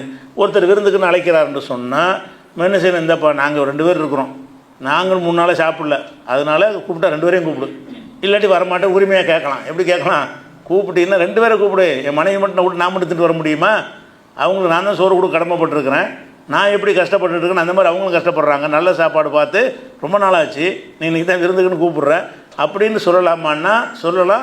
ஆனால் இந்த காலத்துக்கு அப்படி இல்லை. எல்லாருமே நான் சாப்பிட்டு தான் 3 நாள் சாப்பிட்டு தான் இருக்கிறோம். ரசூலுல்லாஹ் காலத்தில் அப்படி இருந்தாங்க. சாப்பாடுங்கிறதே 3 நாளைக்கு இல்லாமல் 2 நாளைக்கு இல்லாமல் பச்சை தண்ணியை குடிச்சிக்கிட்டு பேரிச்சம்பழம் சாப்பிட்டுட்டு இருக்கும் பொழுது அப்போ அந்த பசியில் இருக்கிறாங்க. அப்போ ரசூலுல்லாஹ் அதை செஞ்சுருக்காங்கிறேன். நீங்கள் கேட்குற நாங்கள் கேட்குற ரசூலுல்லாஹ் நினைஞ்சாங்க என் மனைவியும் கூப்பிட்டு தான் வருவேன்ட்டாங்க. ரசூலுல்லாஹ் விருந்து கூப்பிட்றாரு, ஒரு ஆள் வந்து கூப்பிட்றாரு. இது முஸ்லீமில் வரக்கூடிய ஹதீஸ் என்ன வருதுன்னு கேட்டால் அவர் ஃபார்சி ஈரான்காரர், அவர் ஃபார்சிக்காரர்னா ஈரான்லேருந்து வந்து ஹிஜ்ரத் பண்ணி வந்தவராக இருப்பார். அவர் வந்து என்ன செய்வாரா, ரொம்ப நல்ல குழம்பு வைப்பதில் ஃபேமஸான ஆளாம். அவர் சால்னா வச்சு அப்படி இருக்கும்னு செய்வாங்கள்ல, அந்த மாதிரி பேர் எடுத்த ஒரு ஆள் என்ன செய்கிறாருன்னா ரசூலுல்லாஹ்ட்ட வந்து இந்த மாதிரி வந்து நீங்கள் எங்கள் வீட்டுக்கு விருந்துக்கு வரணும் அப்படின்னு கூப்பிட்றாரு. அப்போ ரசூலுல்லாஹ் என்ன செய்கிறாங்கன்னு கேட்டால் இல்லைப்பா இந்த ஆயிஷா இருக்கிறாங்க அவங்களையும் கூப்பிட்டா நான் வர்றேன். அவர் ஒரு ஆளுக்கு தான் பண்ணியிருப்பார் போல இருக்குது. இல்லை நீங்கள் மட்டும் வாங்கங்கிறார் மறுபடி. இல்லை ஆயிஷாவை கூப்பிட்டா கூப்பிடல நீ போ நான் வரல அப்படிங்கிறாங்க. 3வது தடவை சொன்ன பிறகு சரி வாங்குங்கிற அவர் ஏதாவது யாருக்காவது குறைச்சிட்டு இருக்கணும்னு நினச்சிருப்பார். அப்போ இவங்க என்ன நினைக்கிறாங்கன்னு கேட்டால் கேட்டு வாங்கன்னு அப்படி நினச்சிடக்கூடாது. அந்த காலத்தில் இருந்து பார்த்தா அதனுடைய விளங்கு நமக்கு இப்போ விளங்காது. நம்ம அப்படி கேட்க மாட்டோம், என் மனைவியும் கூப்பிட்டு வரேன் நம்ம இந்த சொல்ல மாட்டோம். ஏன்னு கேட்டால் அந்த மனைவி விரும்பவும் மாட்டாங்க, அவங்க வீட்டில் சாப்பிட்டுக்குருவாங்க. இந்த சாப்பாடு இல்லை, இப்போ சாப்பாடு தான் வேணுங்கிற ஒரு காலம் அது. அந்த சாப்பாடுங்கிறது மஸ்ட்டு அவசியமான ஒரு காலம். அந்த விருந்து சாப்பாடு தான் ஒரு நல்ல சாப்பாடுன்னு அவங்களுக்கு கிடைக்கும். மற்ற சாப்பாடுகள்லாம் சும்மா பேரிச்சம்பழம் தண்ணி தான். 2 பேரிச்சம்பழம் சாப்பாடு அடுப்பே புகையாது. 3 நாளைக்கு 3 மாதம் வந்துடும் அடுப்பு எரிச்சிருக்க மாட்டாங்க. அப்படி இருக்கிற ஒரு சமுதாயத்தில் வந்து ஆயிஷா 2 பேரும் நீனும் பட்டினி நானும் பட்டினியாக இருக்கிறோன்னு சொல்லிகிட்டு இருக்கும்போது ரசூலுல்லாஹ் மட்டும் விருந்து கூப்பிட்டு போனால் அந்த மனைவி என்ன நினைப்பாங்க, நம்மளும் பட்டினி ஆகிறவர் இவரோட தின்ட்டு வந்துட்டார் நினைக்க மாட்டாங்களா அப்படின்னு ரசூலுல்லாஹ் ஃபீல் பண்ணுறாங்க. ஃபீல் பண்ணி என்ன செய்கிறாங்கன்னு கேட்டால் ஹாதிஹிலி ஆயிஷா, இந்த ஆயிஷாவை காட்டி இவங்களையும் கூப்பிடு அப்படின்னு சொல்கிறாங்க. அவர் இல்லைங்க அப்படிங்கிறாரு. இல்லை அப்படின்னா போ அவன் நான் விருந்துக்கு வரலங்கிறாங்க. மறுபடியும் சொல்கிறாங்க அவனையும் கூப்பிடுங்கிறாங்க. கடைசியில் என்ன பண்ணுறாருன்னு கேட்டால் சரி வரணும் அப்படின்னு சொல்லிட்டு 2 பேரும் என்ன செஞ்சாங்க, சேர்ந்து போய் சாப்பிட்டு சேர்ந்தே வீட்டுக்கு வந்து சேர்ந்தாங்கன்னு ஹதீஸ் இருக்குது, முஸ்லீமில் வருகிறது. இதே கருத்தில் உள்ள ஹதீஸ் வந்து தாரமியில் வேறு அறிவிப்பாளர் வரிசையில் வருகிறது. இதே கருத்து தான், இதே மாதிரி ஆயிஷா நாயகி கேட்டாங்கன்னு வருது. அப்போ இது வந்து நீங்கள் வந்து இந்த காலத்துக்கு உங்களுக்கு வித்தியாசமாக தெரியும். இந்த காலத்தில் இது விளங்க இயலாது, புரிஞ்சுக்கிறேன். ரசூலுல்லாஹ் வீட்டு சாப்பாடு கூட்ட போயிட்டு வர வேண்டியான என் முன்னாடி கூப்பிடுங்கன்னு சொல்கிறாங்கன்னு அப்படி பார்ப்பீங்க. அது அந்த காலத்தில் நீங்கள் இருந்தால் அது விளங்கு. இதனுடைய விளக்கு என்ன செய்யும், அந்த காலத்தில் நம்ம இருந்தோம்னா அந்த சூழ்நிலை புரிஞ்சுக்கிட்டோம்னு சொன்னால் இப்படி தான் கேட்குறது தப்பு இல்லை. ஆனால் நம்ம காலத்தில் வந்து கணவனை விருந்து கூட மனைவியும் கூப்பிட்டு நம்ம சொல்ல மாட்டோம். ஏன்னு கேட்டால் மனைவியை சாப்பிடுவாங்க, இங்கே இல்லாட்டி அங்கே இல்லாட்டி வீட்டில் சாப்பிட்டுக்குருவாங்க. இந்த மாதிரி சாப்பாடு கிடைக்காத ஒரு சமுதாயமாக நம்ம இல்லை. கிடைக்காத சமுதாயத்தில் இருந்தால் இதை செய்யலாம், இன்றைக்கி செய்யலாம். அதை ஒரு கிடைக்காத ஒரு சமுதாயம், சோமாலியா மாதிரி பஞ்சம் பசி பட்டினியில் வீழ்ந்து கிடக்கிறாங்க. அவங்க வீட்டில் 2 பேர் தான் இருக்கிறாங்க. 2 பேரில் ஒரு ஆள் மட்டும் தின்ட்டு வந்து ஒரு ஆள் விட்டால் நல்லா இருக்காதுன்னு இருக்கும்போது அப்படி சிலர் இருப்பாங்க. அப்படி இருந்தால் அவர்களும் இதை கடைப்பிடிக்கலாம். அந்த நான் மட்டும் வரமாட்டேன், என் மனைவியும் சாப்பிட்டு பல நாளாச்சு, கூப்பிட்டா 2 பேரையும் கூப்பிடு, இல்லாட்டி நாங்கள் 2 பேரும் இந்த பட்டினியாக கடந்துக்கிறோன்னு சொல்லி முடிவெடுக்கிற ஊர்கள் சில பகுதிகள் இருக்கிறது. ஒரு காலத்தில் ஏற்படவும் செய்யலாம். ரசூலுல்லாஹ் காலத்தில் இருந்த அதே மாதிரியான வறுமை பெரிதொரு காலத்தில் கூட வரலாம்ல, பெரிதொரு காலத்துலையும் வரலாம். அப்படி வந்துச்சுன்னு சொன்னால் அப்போ இது தேவைப்படும். இப்போ நம்ம காலத்தில் வந்து என்ன செய்கிறதில்ல, இப்படி நம்ம அப்படி கேட்டால் தப்பு கிடையாது, கேட்டால் ஆனால் நம்ம கேட்க மாட்டோம், கேட்க தேவையில்லை. என் மனைவியும் கூப்பிடுன்னு சொல்கிற அளவில் பஞ்சம் பசி இல்லை, பொருளாதாரம் செழித்து போச்சு, காசு பணம் அதிகமாக புழங்கக்கூடியதாக இருக்குது. ஏழையாக இருந்தால் கூட அவர் 3 வேளை சாப்பிட்றாங்க. இப்போ பரம ஏழையாக இருந்தாலும் 3 வேளை சாப்பிட்றாங்களா இல்லையா? சாப்பிட்றாங்க. என்ன ஏழைன்னா அவங்களுக்கு அந்த ஆடம்பர பொருள் தான் இருக்காது. ஏழைக்கும் பணக்காரனுக்கு இப்போ உள்ள வித்தியாசம் என்னென்னு கேட்டால், டிவி, ஃப்ரிட்ஜு, உயர்ந்த செல்ஃபோனு இதுகள்லாம் இருக்காது தான் ஏழைன்னு சொல்லுவீங்களே தவிர, சோறு இல்லாதவன் ஏழையா? சோறு இல்லாதவன் யாருமே கிடையாது. எந்த ஒரு குடிசையில் இருக்கிறவனாக இருந்தாலும் சரி 3 வேளை அவனுக்கு சாப்பாடுக்கு சம்பாதிச்சிடறான், சாப்பாடு கிடைச்சிருது. அந்த காலத்தில் உள்ள நிலைமை அப்படி இருக்கலை, சாப்பாட்டுக்கு சம்பாதிக்க முடியாது. அதனால் உள்ள விஷயத்தை விளைவிக்கிறணும். அடுத்தது என்னென்னு கேட்டால், பெண்களை விருந்து கலைக்கிறது. பெண்களை விருந்து கலைக்கிறதுங்கிறது பெரும்பாலும் நம்ம பகுதிகளில் இல்லை. இப்போ நான் சிட்டியில் நகரங்களில் இருக்கான்னு தெரியல. ஆனால் கிராமங்கள் என்ன செய்ய மாட்டேன், ஆம்பளை மட்டும் தான் விருந்து கூப்பிடுவாங்க.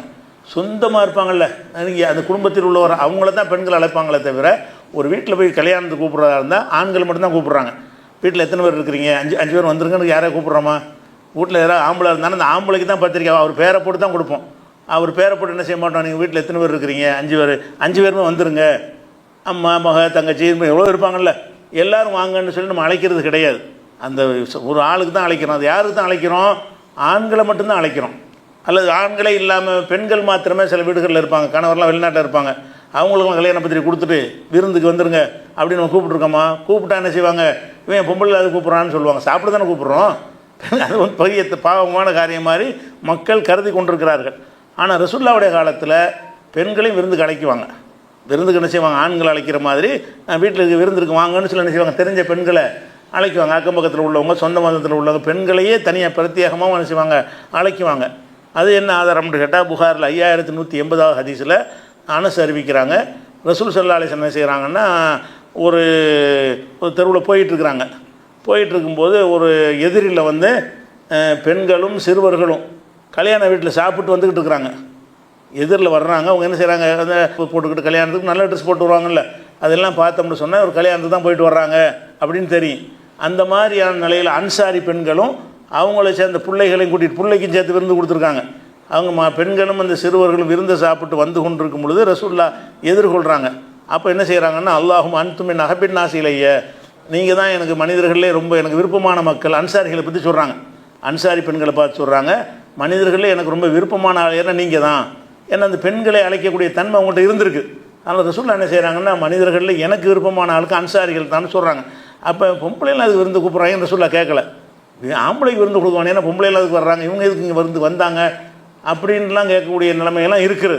அதனால் பெண்களே எனக்கு ஒரு வீட்டில் விருந்து கொடுத்தீங்கன்னு சொன்னால், அந்த வீட்டில் உள்ளவன் எல்லோரும் தானே அவனை சந்தோஷமாக விருந்து கூப்பிட்றீங்க. 10 பேர் கூப்பிட்றதுக்கு பதிலாக நீங்கள் 2 பேரை கூப்பிட்டு குடும்பத்தில் கூப்பிடுங்க, அது 10 பேர் வந்துடும்ல. ஒரு வீட்டில் 5 பேர் இருப்பாங்க, 10 பேர் தான் விருந்து செஞ்சுருக்கேன்னா 2 குடும்பத்தை கூப்பிடுங்க, அதே 10 நம்பர் வந்துடும், எல்லோரும் சாப்பிட்ருவாங்கல்ல. ஒரு வீட்டில் வந்து அவன் கணவன் சாப்பிட்டதையும் மனைவியும் சாப்பிட்டு பிள்ளையும் சாப்பிட்டாங்கன்னா எவ்வளோ மகிழ்ச்சியாக இருக்கும். இவர் மட்டும் வெளியே போய் நல்லா வயிறு நிறைய சாப்பிட்டு இவங்க வந்து சாப்பிடாமல் இருந்தாங்கன்னா எவ்வளோ மனசங்கடமாக இருக்கும். அதனால் என்ன செய்யணும்னு கேட்டால், அவங்க வீட்டில் உள்ள நம்பர்களெலாம் சேர்த்து அழைக்கணும். விருந்து கலைச்சோம் என்று சொன்னால் நிறைய பேர் லிஸ்ட் எடுத்து இருப்பதற்கு பதிலாக நீங்கள் கம்மியான ஆள் எடுத்து என்ன செய்யணும், வீட்டில் எத்தனை பேர் குறிச்சிடணும். சாப்பாடு தயாரிக்கும் போதே இந்த பத்திரிக்கைக்கு 5 பேர், இந்த பத்திரிக்கைக்கு 4 பேருன்னு குறிச்சியல்னா அது நீங்கள் ரெடி பண்ணிட்டு போகிறீங்க. அதனால் அந்த கல்யாணத்துக்கு பெண்களையும் பெண்களை சிறுவர்களையும் கூப்பிட்டு போயிருக்காங்கன்னு வருதா இல்லையா? ஏன்னு கேட்டால் அவங்களையும் சாப்பாட்டுக்கு அழைக்கணுங்கிற ஒரு பண்பாடு அன்சாரிகள்கிட்ட இருந்திருக்கு, மற்றவங்கள்ட்ட இல்லை. அதனால் நீங்கள் எனக்கு ரொம்ப விருப்பமான மக்கள் ரசூலுல்லாஹ் சொல்கிறாங்க. இது ஒரு விஷயத்தை நம்ம என்ன செய்யணும், விளங்கிக்கிறணும். அடுத்ததாக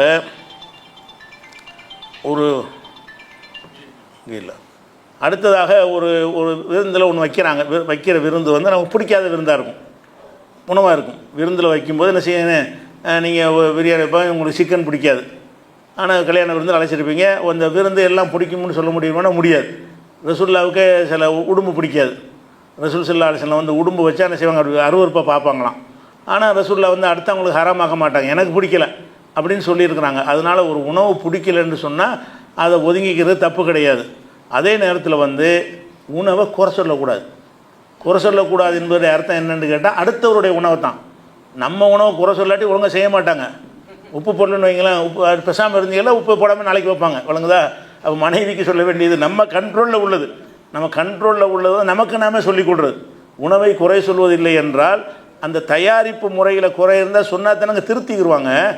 இது எதுக்கு சொல்கிறாங்கன்னா, வேறு இடத்துக்கு போகும்போது உங்களுக்கு ஒருத்தங்க விருந்தாக அழைச்சிட்டாங்க, உப்பு அள்ளி கொட்டிட்டாங்க, முடியலை, பெசாமல் சாப்பிட்டு வந்துடணும், எனக்கு தான் நம்ம கூடாது, ஏதோ கொடுத்துட்டாங்க, இப்போ தப்பி தவறி உப்பு ஜாஸ்தியாக போட்டிருப்பாங்க, அதில் உப்பே போடலை, நெய்யை ஜாஸ்தியாக ஊற்றிட்டாங்க, நெய்யை கம்மியாக ஊற்றிட்டாங்க அப்படின்னு இருக்குமானால் பேசாமல் சாப்பிட்டு வரணுமே தவிர, அது நீங்கள் அடுத்த இடத்துக்கு போயிருக்கிறீங்க, அங்கே என்ன செஞ்சிடக்கூடாது, குறை பிடிக்காட்டி சாப்பிடாமல் இருக்கலாம். குறை சொன்னது இல்லைன்னு வர்றதெல்லாம் எதுக்கு வருதுன்னு கேட்டால் அவங்க வேறு இடத்துல போய் சாப்பிட்றது தான். வேறு இடத்துல நீங்கள் சாப்பிட போனீங்கன்னு சொன்னால் அது நம்ம குறை சொல்கிறது, அவங்க வருத்தப்படுவாங்க. நம்ம குடும்பத்தில் இருந்தால் வருத்தப்பட மாட்டாங்க, திருத்திக்கிடுவாங்க. இன்னும் உப்பை ஜாஸ்தியாக போட்டு நான் கம்மி பண்ணி போட்டு நாளைக்குன்னு சொல்லி மனைவிட்டு சொல்ல தானே செய்வோம். சொன்னால் தானே இதே மாதிரி நாளைக்கு சமைக்க மாட்டாங்க. உணவை குறை சொல்லக்கூடாதுன்னு சொல்லி குழைய வச்சுக்கிட்டாங்கன்னு வைங்க, உணவு கொஞ்சம் குழஞ்சிருக்கு, கொஞ்சம் பக்குவமாக்குன்னு சொல்கிறது அது ஒரு பாடம் நடத்துகிற மாதிரி தானே. சில பேர் குழஞ்சி போனால் பிடிக்காது, கருவி போச்சு, அடி பிடிச்சிருச்சுன்னு சொன்னால் என்ன செய்யணும், அடி பிடிச்சிருக்கு, இன்னும் கொஞ்சம் கவனமாக இருந்து இறக்கி வைக்கல. இதெல்லாம் வந்து கற்றுக் கொடுத்தல், தாலீமில் வரும், போதனையில் வரும். இந்த மாதிரியான குறைகள் வந்து நமக்குள்ளே சொல்லிக்கிறலாம். அது நம்ம கடையில் ஒருத்தன் வேலைக்கு வந்து ஹோட்டல் வச்சுருக்குறோம், அவன் கண்ணாபின்னான்னு சமைச்சுப்பிட்டான், அப்போ குறை சொன்னால் குறை சொல்கிறதுலாம் விட்டியல்னா நாளைக்கு இப்படி தான் செய்வோம், வியாபாரம் பண்ண முடியாது நீங்கள். அப்போ நம்ம என்ன செய்யணும், நம்ம வேலை பார்க்குறவங்க என்னடா சமைச்சிருக்கிற, இது எப்படி மக்கள் சாப்பிடுவாங்கன்னு கேட்குறதுக்கு இதெல்லாம் உணவை குறை சொல்கிறதுல வராது. நம்ம கண்ட்ரோலில் உள்ளது, நம்மளே நாமே குறை சொல்கிற மாதிரி உள்ளது. நம்ம கண்ட்ரோலில் உள்ள உணவுகளாக இருந்தால் அதை குறை சொல்வது வந்து அது குறை சொல்வதில் வராது, அது சரி பண்ணி கொள்வதில் வரும். வேறவங்க வீட்டில் ஒரு விருந்தாளியாக வந்து போனீங்கன்னு சொன்னால் அதில் ஒரு பொருளை கொடுத்து விட்றாங்க, அது ஏதோ தவற நாரி போய் அது அழுகி போன அது மாதிரி கெட்டு போன பொருளாக கூட இருக்கலாம். ஆனால் அவங்க அப்படி அந்த நேயத்தில் தந்திருக்க மாட்டாங்க, ஏதோ மூடி வச்சுருப்பாங்க, பொருள் வீணாக போயிருக்கும், பொண்ணாக தர்றாங்களா விரும்பி பேசாமல் வச்சிட வேண்டியது. அது குறை சொல்லக்கூடாது, நீங்கள் சாப்பாடு கொடுத்துட்டீங்கல்ல அது ரொம்ப மோசமாக இருந்துச்சிங்க, வாய்க்கு விளங்கலைங்க அப்படின்னு சொல்லக்கூடாது. ஏன்னா ஒரு மனம் கோணிடுவார். அவர் உங்களுக்கு தருவது வந்து கெட்ட சாப்பாடை தரணும்னு தரமாட்டார், அவர் அறியாமல் நல்லது நினச்சி அவர் தருவார்.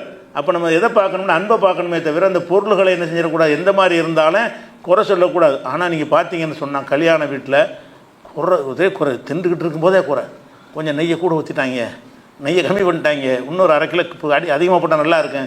சாப்பாட்டு சபையில் கல்யாண சபையில் உட்காந்துட்டு இதை சொல்லிகிட்டு இருக்கிறாங்க. அது அடுத்த வீட்டுக்கு நீங்கள் போயிருக்கிறீங்க, அவனுக்கு இது எப்படி ஏழுமோ அதான் செஞ்சுருப்பான்.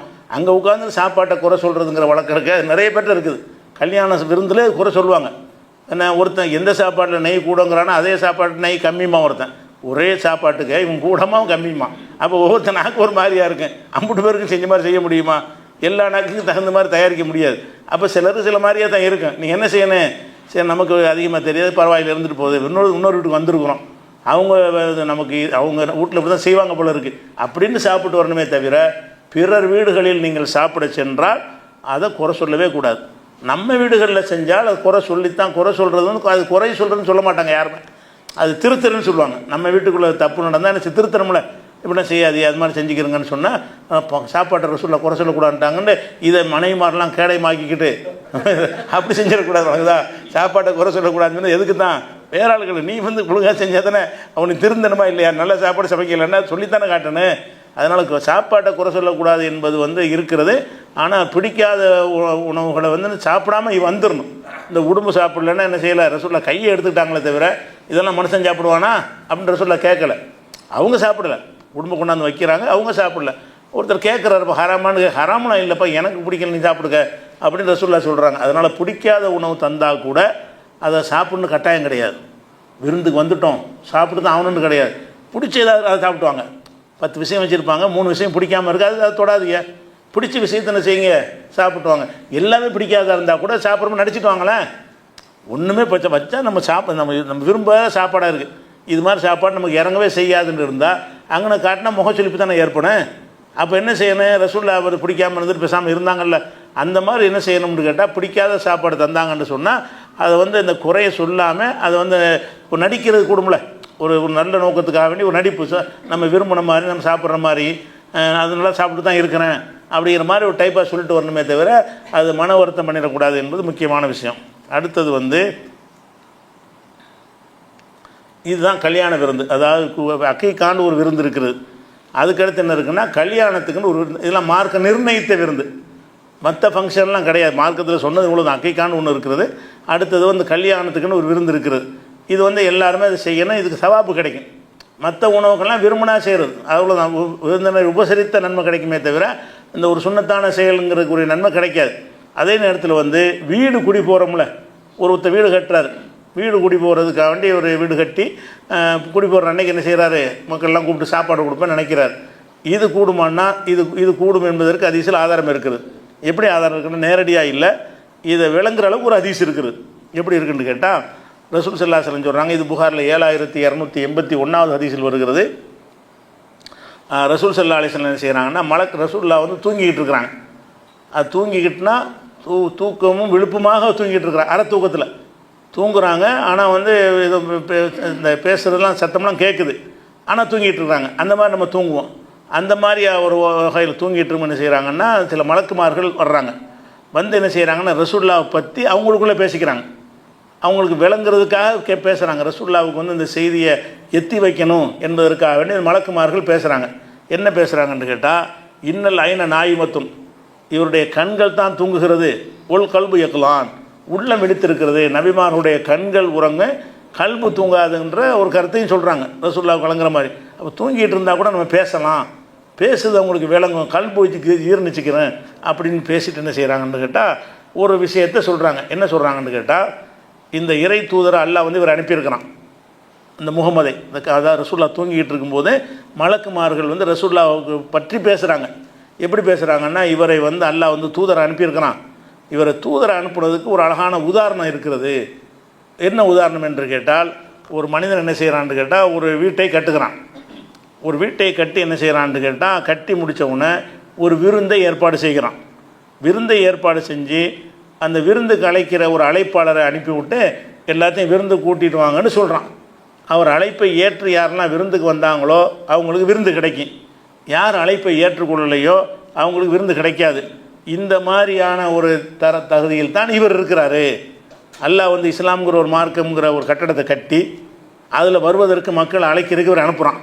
இவர் அழைப்பை ஏற்று வந்தாங்கன்னா அந்த சொர்க்கத்தை அடைவாங்க. இவருடைய அழைப்பை ஏற்றுக்கொள்ளனா அடைய மாட்டாங்க. ஒரு ஒரு ஒரு வீட்டை கட்டுற ஒரு முதலாளி என்ன செய்வான்னு கேட்டால், விருந்து ஏற்பாடு செஞ்சு கூப்பிடுவாங்கள்ல, அந்த வேலைக்கு ஒப்ப இவங்களுடைய வேலை இருக்குது. மலக்குமார்கள் பேசிக்கிறாங்க. ரசூலுல்லாஹ்வுடைய வேலை எப்படி இருக்குன்னு கேட்டால், ஒருத்தன் வீட்டு கட்டி விருந்து கொடுக்குறதுக்கு ஒரு ஆள் அனுப்புவான்ல, அந்த ஒரு ஆள் தான் ரசூலுல்லாஹ் அனுப்பியிருக்கான். அல்லாஹ் விருந்து ஏற்பாடு பண்ணியிருக்கான், சொர்க்கங்கிற விருந்து. அதுக்கு என்ன செய்கிறான், கூப்பிட சொல்லி இவர் அனுப்பியிருக்கிறான். யார் ஒரு அழைப்பை ஏற்று போகிறீங்களோ சொர்க்கங்கிற விருந்தை நீங்கள் அடைவீங்க. யார் அந்த அழைப்பை ஏற்றுக்கிறலையோ அந்த சொர்க்கம் உங்களுக்கு கிடைக்காது அப்படின்னு சொல்லி என்ன செய்கிறாங்கன்னா, இந்த இதுக்கு ஒப்ப இவருடைய நடைமுறை இருக்குதுன்னு சொல்லி மலக்குமார்கள் பேசிக்கிறாங்க.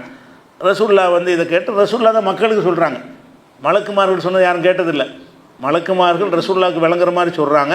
ரசூலுல்லாஹ் தான் என்ன செய்கிறாங்க, நான் உறக்கத்தில் இருக்கும் பொழுது, உறக்கத்துக்கும் விழிப்புக்கும் மத்தியில் இருக்கும் பொழுது மலக்குமார்கள் என்னை பற்றி இப்படி பேசினார்கள்னு அறிவிச்சது ரசூலுல்லாஹ் தான். இல்லாட்டி மலக்கு பேசினா எனக்கு எப்படி தெரியும், எந்த சாப்பிக்கும் தெரியாத. மலக்கு வந்தாங்கன்னா ரசூலுல்லாஹ்வுக்கு தான் தெரியுமே தவிர நமக்கு தெரியாது. இப்போ ரசூலுல்லாஹ் தான் இந்த செய்தியை வந்து மலக்குகள் சொன்னதாக அறிவிக்கிறாங்க.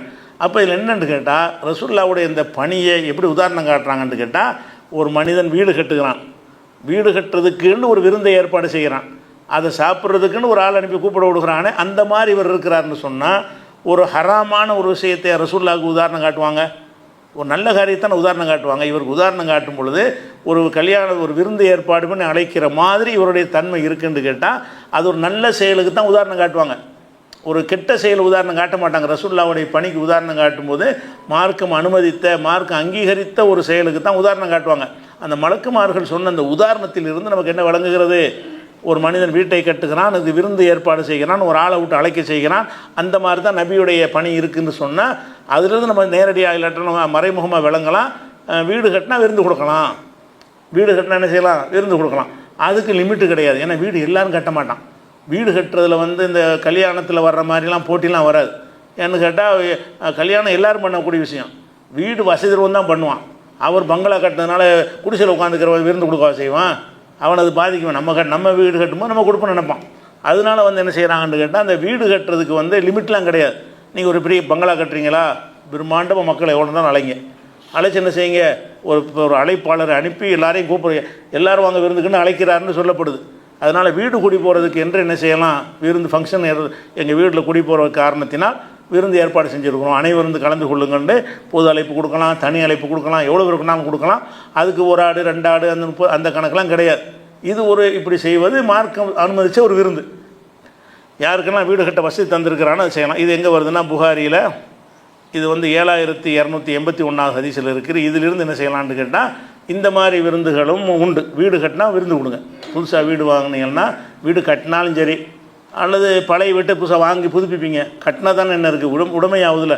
பழைய வீட்டை கூட வாங்குவீங்க, வாங்கினா வீடு கட்டின மாதிரி தானே, உங்களுக்கு ஒரு வீடு சொந்தமாகுது, அதுக்கு விருந்து கொடுக்க நினைக்கிறீங்க, கொடுங்க, அதில் ஒன்றும் கிடையாது. அதை சொல்லியே கொடுக்கலாம். எங்கள் வீடு குடி போகிற காரணத்தினால் விருந்து ஏற்பாடு செய்கிறோன்னு அழைச்சால் இது என்ன இல்லாத உண்டாக்குறேன்னு கேட்கக்கூடாது, இருக்கிறத தான் உண்டாக்கி இருக்கிறார். அது மார்க்கத்தில் உள்ளது தானே தவிர மார்க்கத்தில் இல்லாது கிடையாது. அந்த ஒரு விருந்து இருக்கிறது. இது எல்லாத்துலேயும் முக்கியமான விஷயம் என்னென்னு கேட்டால், அந்த விருந்துகளில் எல்லா விதமான விருந்துக்கும், அதாவது நீங்கள் கல்யாண விருந்தாலும் சரி, அக்கிக்கா விருந்தாக இருந்தாலும் சரி, நீங்கள் கொடுத்து விட்ற விருந்தாலும், எந்த ஒரு விஷயமாக இருந்தாலும் அதில் ஒரு பொதுவான ஒரு விஷயம் என்னென்னு கேட்டால், வீணாக்கக்கூடாது. விருந்தில் வந்து விரயம் பொருள்கள் நிறைய வீணாக போகுது. விருந்தில் என்ன செய்கிறாங்க, நிறைய வீணாக்கிடுறாங்க.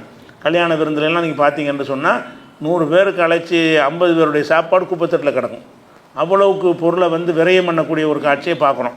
பயனற்று போகிறதுக்கு பார்த்தா விரயம், பயன் இல்லாமல் போயிடுச்சுன்னா அது விரயம்னு பேர். யாருக்கா பயனுள்ளதாக இருந்தால் விரயம் கிடையாது. 1,00,000 பேருக்கு சாப்பாடு கொடுத்தாலும் அது வீண் விரயம் கிடையாது. நீங்கள் வந்து 10 பேருக்கு சாப்பாடு கொடுத்துட்டு 10 பேர் சாப்பாடை குப்பையில் கொட்டினீங்கன்னா அது விரயம், அது வீணாக்குறீங்க.